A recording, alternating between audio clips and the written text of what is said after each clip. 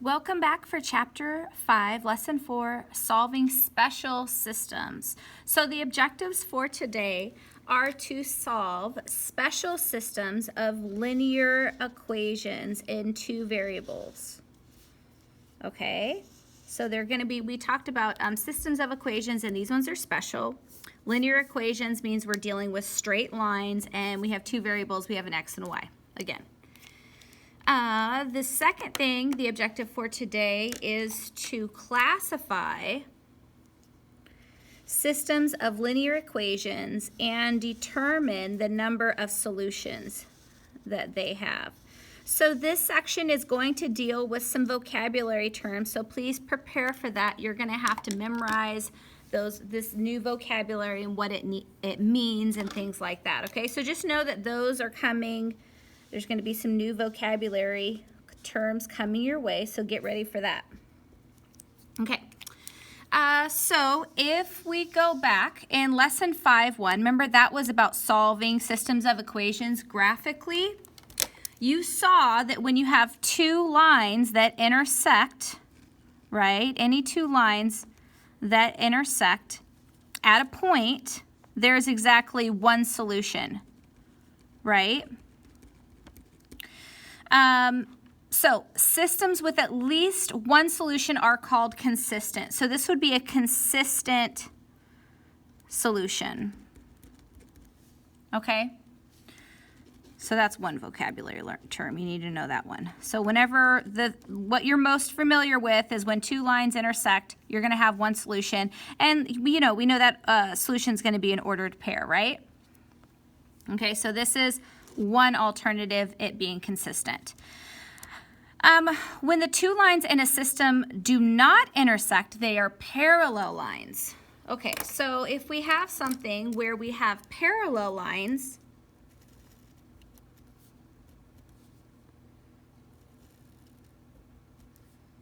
okay, this means there are no ordered pairs that satisfy both equations, so there is no solution, right? So the solutions come when both lines intersect. And the higher you get into mathematics, it's not just linear, right? You could have systems of equations with all different types of things. Like, for example, you could have, later you'll have maybe like a parabola, right? And then you might have a straight line. And so they would meet the system, solution. You'd actually have two solutions here for an example like that. Okay, but we're not ready for this, but just know, or you could have something like maybe a sine or a cosine graph later that kind of looks something like this. It just keeps going on forever in this kind of wavy pattern. And let's say you had a line that went straight through this. Well, then you'd have a couple. If it hit there, that would be 1, 2, 3, 4. That would be it. 4. Those would be there. Or it could even be more than a straight line. Like it could be, instead of, you could have a sine or a cosine. This is what that is. And you could have like a parabola or something. And the solution would be where they meet. Okay, so know that this skill that you're learning about in the vocabulary, it's not just going to stick to this particular chapter. The higher and higher you get in mathematics, the graphs are going to change, the pictures are going to change, but the concept is that when they intersect, those are solutions. So right now we're just talking about linear, right? So there's only one possibility, one solution. However, when you have two parallel lines, they never intersect. So there is no solution for this one. And so this is called an inconsistent system.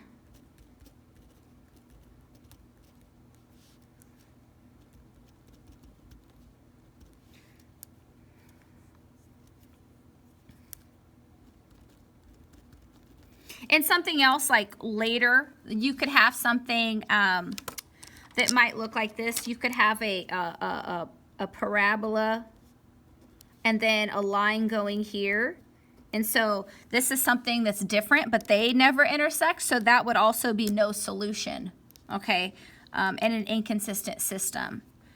So know that what you're learning right now is just not this one chapter, one section. You're learning these concepts, which you're going to build upon with more complicated algebraic equations and also the pictures that go along with them.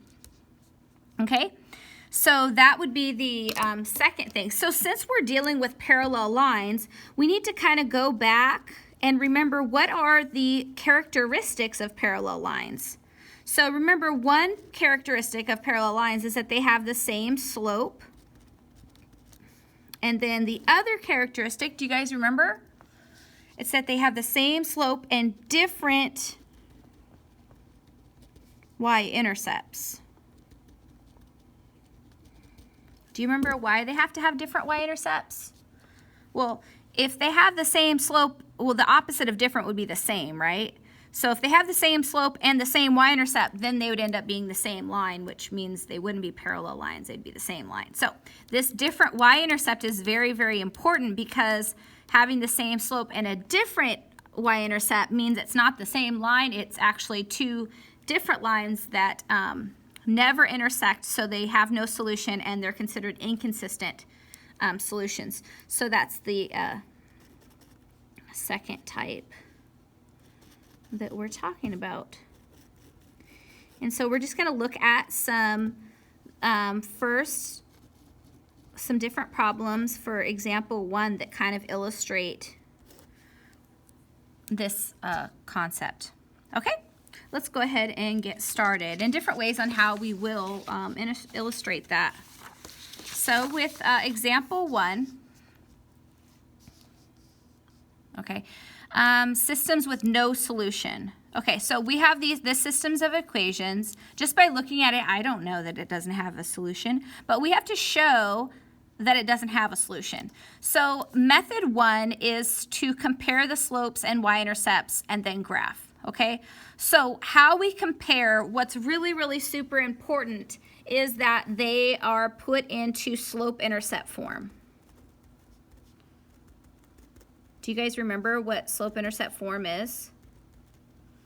Super important that you know this. It's y equals mx plus b. So that means isolate y.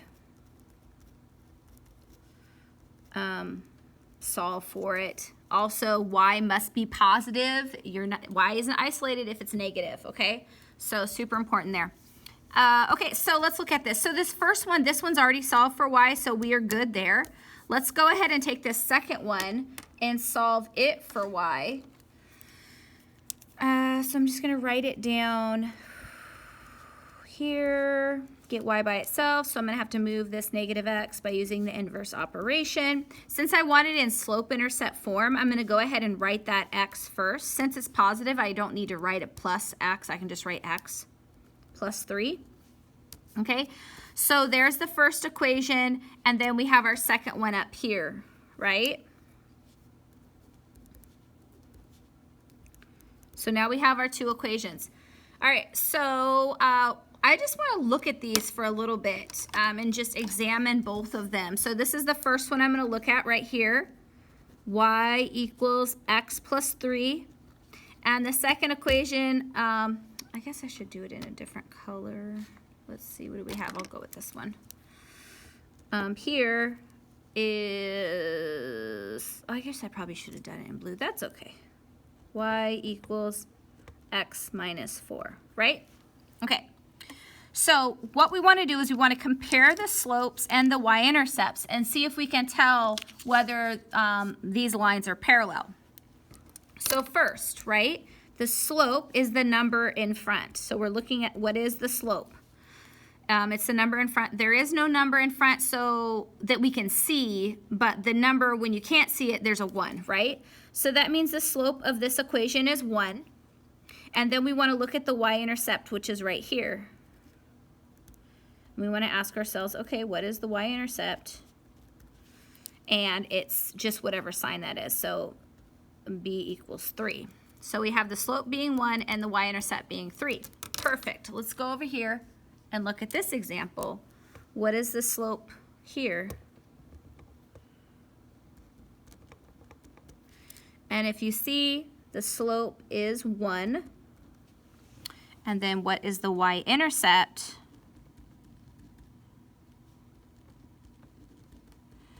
That's the b, and it's -4. So what we want to ask ourselves, so remember, if it's no solution, that means we have parallel lines. Do we have the same slope here and here? And the answer is yes, we have the same slope. So that's great. And then the next question we want to ask ourselves, do we have different y-intercepts? And if we look here, here again, yes. The y-intercepts are different.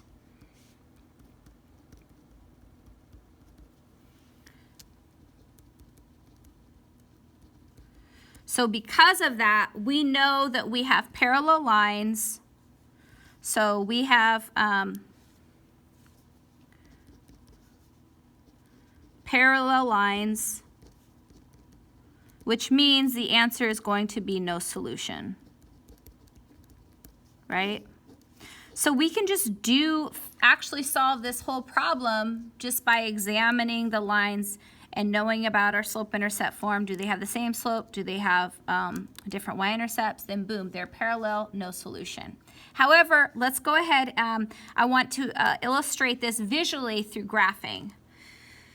So I'm using purple for this first equation, so I'm just going to go ahead and graph the first one.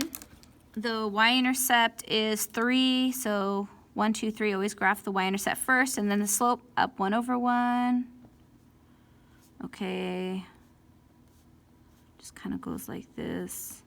All right, make my beautiful line.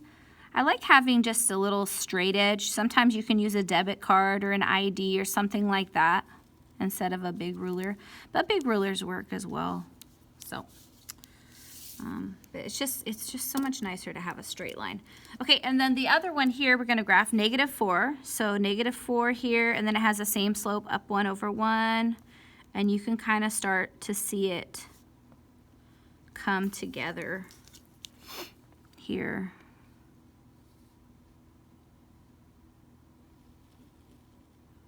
Okay, you guys see that? And if you can see, they never intersect, so this is no solution.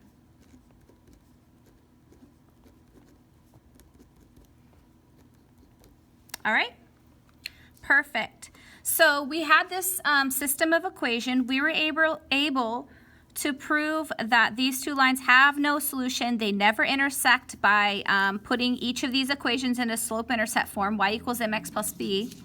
And then showing that they have the same slope and different y-intercepts. Therefore, that is the characteristics of parallel lines, so they have no solution. But another way, besides looking at the equations and graphing, right, you can solve these algebraically. So this is the second method that we're going to do, and you're going to have to do both on your homework assignment and quizzes and tests and all those things. So solve the system algebraically. Use the substitution method because the first equation is solved for y. So that's nice. You know, we could use either, right, of the methods that we learned previously. Graphing, substitution, or elimination. Even though we graphed this one, so it's really algebraically, it would be substitution or elimination. And since this is already solved for y, I think it's pretty obvious. Let's just use substitution. So we know that this is equal to y, so I'm just going to substitute this in here. And so what we have is x - 4. Oh, here, let me just write both of these down. Y = x - 4, and then the next one is right here. Okay? And then I'm just going to substitute. So take this and substitute it in for y. So I rewrite this, -x plus, and remember it's a positive one, so I don't have to put in parentheses, but if it was a negative or if there's a number in front of the y, I would have to put it in parentheses. But since it's just a positive one, I don't need to. I can just write it as it is.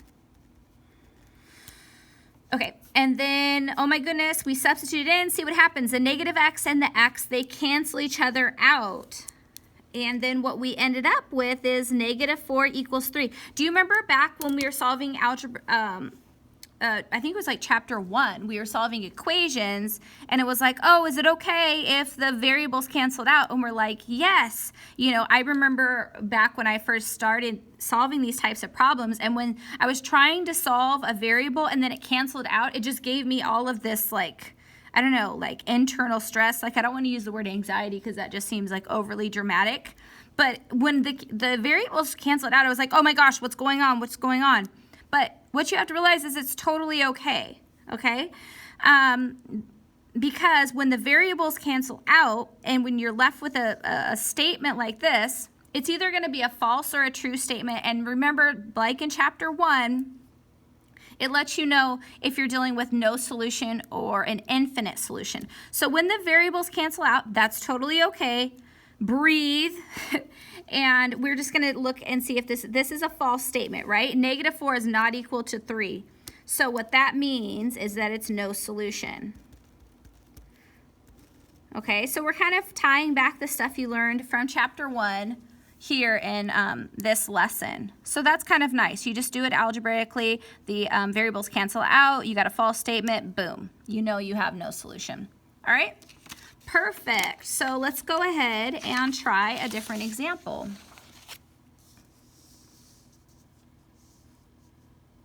Okay, so we have this example here, and I just want to do it together again, there's a lot going on here, so let's just go for it. So we want to show that this system has no solution. So we have two equations, right? So the first thing we're going to do is compare the slopes and the y-intercept and then graph them, okay? So we want to put it into slope-intercept form first, right? Is this in slope-intercept form? Yes, so we're good there. So, but this one we need to put in slope-intercept form. So I'm going to take it here, 2x plus y equals 1, and subtract. We're isolating that y first. And remember, when you write the answer, slope-intercept form, y equals mx plus b, so you want to put that mx first.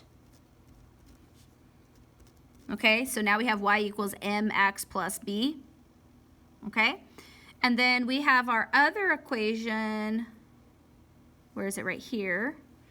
So let's just go ahead and look at both of these equations. Okay, my first one, I'm going to put it right here and kind of just do it in a different color. So y equals negative 2x plus 5. And then we have this equation. I think I'm going to change it up. Sometimes for me, just visually, when there's so much stuff going on, it just helps to change the color. Then there's kind of like some separation between thought as we move ahead. Okay, so we want to look at the slopes and the y-intercept. So for this one, right, the slope is here. So the slope is equal to negative 2. And the y-intercept is here, which is positive 5, right? Good, good, good. Now we're going to look over here. The slope is negative 2. And the y-intercept is 1. Perfect. So do we have the same slopes? Yes, we do. Perfect. Those are the same. And then the other thing we need is we need different y-intercepts. And we have those as well. So those are the two characteristics of parallel lines. So we have the same slope and different y-intercepts. I'm going to use this little 3 dots. This means therefore. Therefore, we have two parallel lines.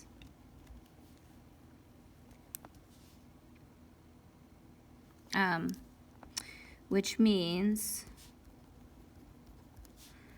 we have no solution.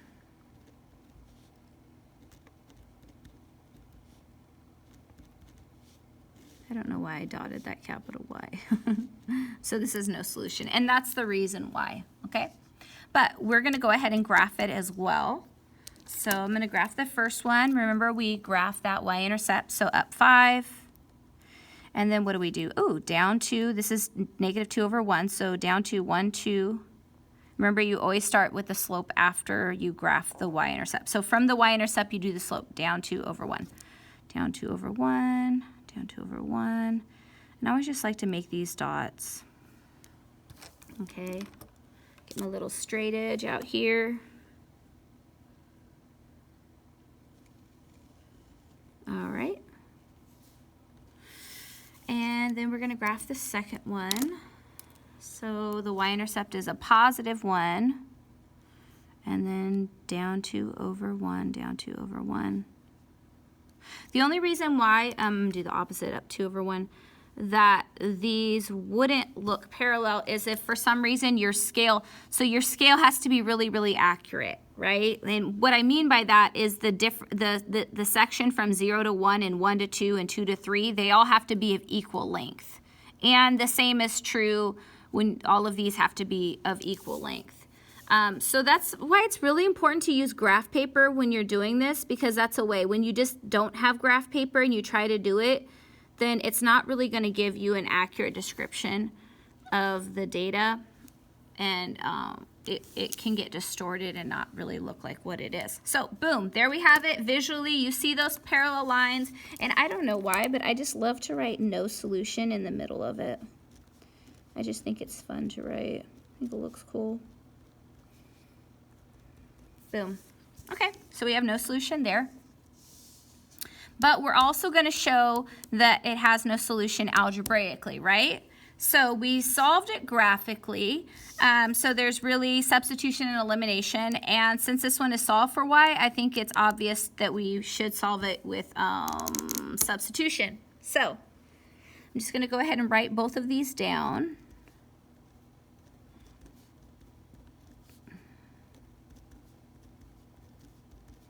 And so we know that this is equal to y. So, oh, whoops, dropped a pen. So we're just going to take this and substitute it in there for y. Notice that this y is a positive 1, so we don't have to write parentheses. However, if it was a negative, or if it was like positive 2y plus 2y, we'd have to put it in parentheses. So, but since it's positive 1, we can just, you know, write it how it is.